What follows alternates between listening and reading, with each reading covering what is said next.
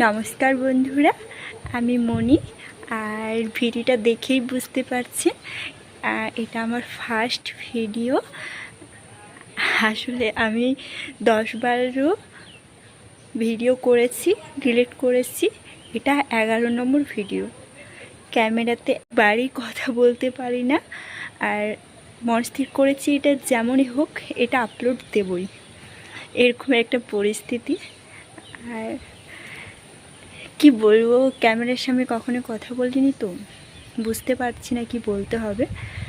তো প্লিজ সবাই আমার সাথে থাকুন আর আমার চ্যানেলটাকে সাবস্ক্রাইব করুন।